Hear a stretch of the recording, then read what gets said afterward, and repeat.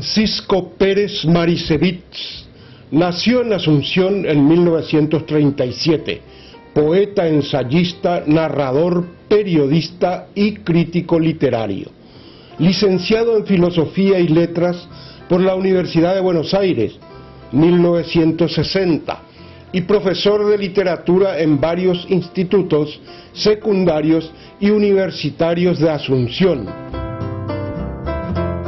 Yo soy asunceno de pura cepa y con mucha honra. Ay, ay, ay. No, y después me crié por varias partes porque mi padre era lo que hoy se llamaría un auditor contable. Mi padre era contador y le contrataban todas esas empresas tanineras, esclavócratas del Chaco, ¿verdad? Todas las tanineras. Y él iba y hacía el análisis de los asientos contables.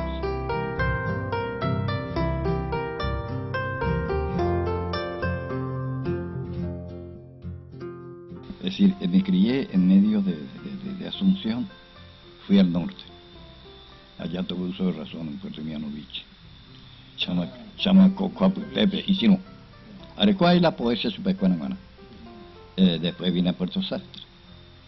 Después Puerto Guaraní, después a La Plata, Bahía Negra, pues.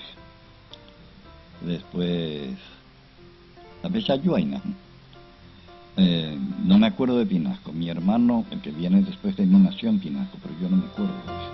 Dígame, don Francisco, ¿de qué origen es su apellido Maricevich? Croata, así mismo. Allá en la Recoleta hay un templete, ¿verdad? Sí. Es la Vianska Loga, dice. Upepo origina es la ópera, la croata, ¿verdad? Slavianka Zologa quiere decir casa de los eslavos. Desde que yo tuve uso de razón, me acuerdo que anduve con estas cosas de la literatura. Yo no sabía que era literatura. Lo cierto es que con mis compañeros allá en Puerto Sastre, a la mañana temprano, salía yo a sentarme en la segunda grada de la escalerita de madera que salía de la casa hacia la calle. El patio que daba a la calle. Y ahí venían los vecinos y yo les contaba o nos contábamos los sueños. Poco a poco los sueños, que eran lo que yo recordaba, después ya los inventaba y comenzó a gustarme. Mis compañeritos también, mis amiguitos también hacían lo mismo, sus sueños, ¿verdad? Y nos maravillaba cosa hasta que tuvimos conciencia de que eso que soñábamos no pasaba en la realidad. Era una fantasía. Era una fantasía, pero creída por nosotros. Nadie más que el que sueña sabe lo que sueña. Es el mayor aislamiento que la persona humana tiene. Eso no tuvimos conciencia enseguida, pero nos divertíamos. Creo yo, sentí el placer de la creatividad estética. Y eso está, creo que está en algún momento, en algún romance que yo incluí en uno de los libros, ¿verdad? El primer poema que yo escribí fue cuando tenía 9, 8 años de edad. Ahora, yo no publico para que me lean, yo publico porque esa es una obligación mía, conmigo mismo. Rubeanaco se escribió. Francisco Pérez Maricevich ha contribuido también con importantes trabajos en el campo de la investigación del bilingüismo español-guaraní. De fecunda labor creativa y crítica, colabora regularmente en revistas, semanarios literarios y publicaciones especializadas nacionales y extranjeras. Yo tengo unos principios y valores, y en función de esos principios y valores yo me conozco. No soy jamás un atropellador. Ahora, para defender cosas así, como le defendí a mi amigo cuando le atacaron tan ferozmente, cuando sacó el premio aquel de la tribuna. Yo también era el premiado. Vaya a defender a ese amigo. Y le defendí por escrito, le defendí polemizando en Radio Carita. Con el que fue mi gran amigo, Nagui. Su obra poética incluye los poemarios Axil, 1960, Paso de Hombre, 1963, Coplas, 1970 y Los Muros Fugitivos, 1983. En narrativa es autor de El coronel mientras agonizó, relato ganador del concurso promovido en 1966 por Cuadernos del Congreso por la Libertad de la Cultura, para la elección del mejor cuento paraguayo con destino a una antología hispanoamericana, así como de otras narraciones publicadas en diversos suplementos culturales y antologías literarias. Yo escribí 4 obras de teatro, ¿verdad? Uno se llama Pechos de Acero, fíjate en nacionalismo en Maguaré, sobre el asunto de Acostaño. Pero eso yo presenté porque me pidió la directora de la Escuela República de Cuba, donde yo estaba, y es en mi barrio Las Mercedes. Ahí se presentó esa obra. Después tengo otro que se llama Frente Negra. Son de teatro moderno, entonces, ¿verdad? Y después tengo otro que es el niño y el perro. Areco otro ahí se mandó ahí para esa barajera. Todos esos se representaron en portugués y en castellano en Brasil. Opa.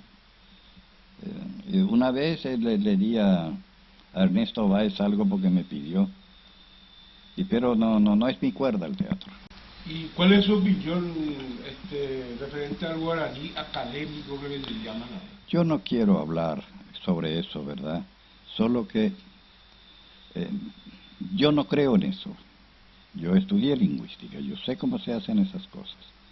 Ahora, yo respondo, esa es una fabla que nunca se fabuló. Entonces, no se inocula una lengua. La lengua se aprende en la casa cuando está uno todavía en el seno de la madre.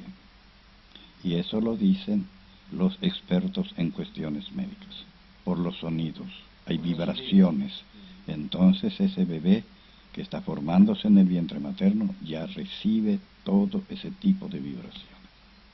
Y sobre esto hay una vasta literatura científica.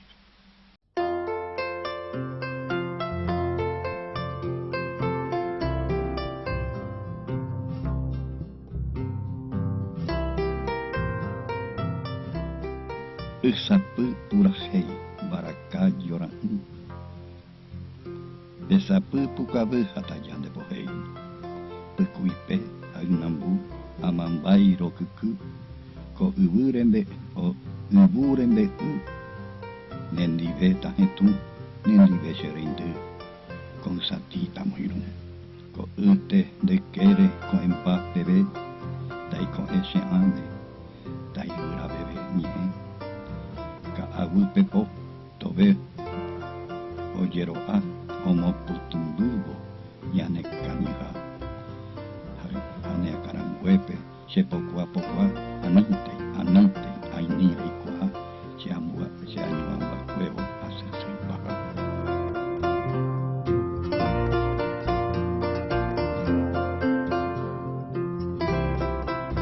Hoy coche, güey, todo, pico la Mercedes, ahora yo, San Antonio, Revolución, ya, pero yo, entonces ya no. Sí, viajé por todo el mundo, y fuera de la Unión Soviética, todos los países de Europa, el norte de África, conozco toda América. ¿Y todos esos viajes gracias a la literatura? No. Muchos de esos viajes, una parte sí. Lo que significaba ir a congresos, hacer lecturas públicas de relatos y de poemas, sí, eso eran pagados. Y cobraba una buena suma, poco paga por una con mi gente. Ocurre que las sociedades viven por la creación de grandes, como diríamos, personajes imaginarios. España es Don Quijote de la Mancha. Inglaterra es lo que Shakespeare hizo. Rusia es lo que hicieron Tolstoy, Dostoyevsky y toda su gran literatura. Suecia es la de Selma Lagerlöf. Italia es Dante. o Ducati Alighieri, como realmente se llama, ¿verdad? Y Portugal es Camões. Entonces, la realidad concreta de las cosas de una identidad nacional, que es al mismo tiempo identidad histórica e identidad cultural, se manifiesta a través de grandes figuras imaginarias. ¿Qué ocurre con nuestro país?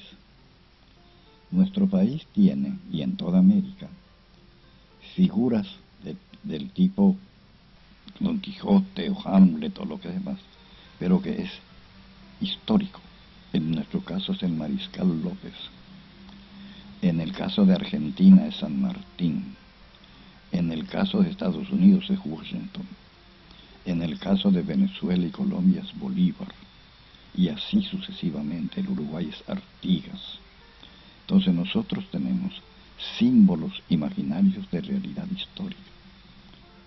No quiere decir que López sea imaginario, sino la figuración de López, la significación histórico-cultural de López es